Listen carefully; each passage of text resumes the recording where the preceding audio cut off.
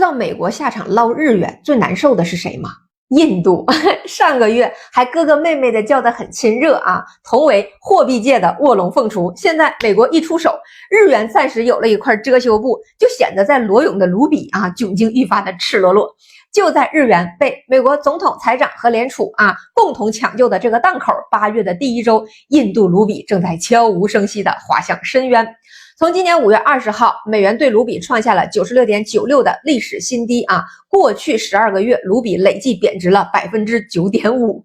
2025年全年更是以 5.1% 的跌幅坐稳亚洲表现最差的主要货币的尴尬宝座。从2025年年初的 85.5 一路跌破90，再击穿95的心理关口，卢比的贬值斜率比日元还要陡峭。那印度储备银行呢，虽然也动用了储备进行爬行式的干预，但始终是单打独斗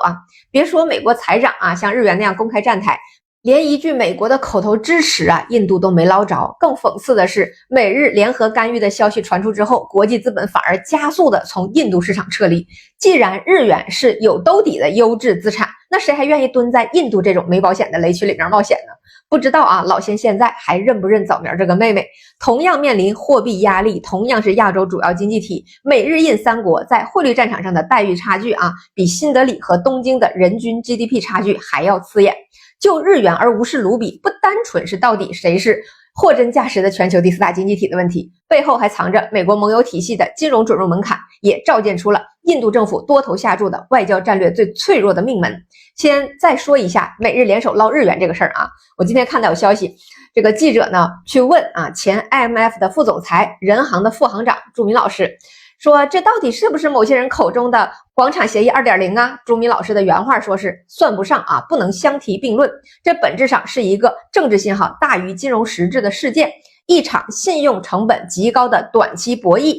那他提到呢，美元之所以能够成为全球储备货币，核心基石有2个，一是美国的经济实力，二是美元币值中立的市场信用。全世界都相信美元汇率是市场交易出来的，而不是美国政府随便操纵的。但现在呢，美国公然为了地缘盟友下场干预汇率，等于是美国亲手砸了这块招牌他明白的告诉全世界，美元的汇率规则是双标的，对盟友一套，对其他人另一套符合美国利益的时候讲市场，不符合的时候就下场掀桌子。大家现在看全球央行的操作，今年以来不断的在放弃美债，增持黄金，而且现在持有黄金的数量已经超过了美债，这个就是对这一场饮鸩止渴式的救援的现世报。干预落地之后，美国10年期国债收益率不降反升，一路冲高，资本用脚投票给出了一个答案，他们不认为美国这波操作能够解决任何问题，反而觉得美国是在消耗自身的信用，为盟友兜底。日元贬值的根本问题并没有得到解决，反而是美元和美债的风险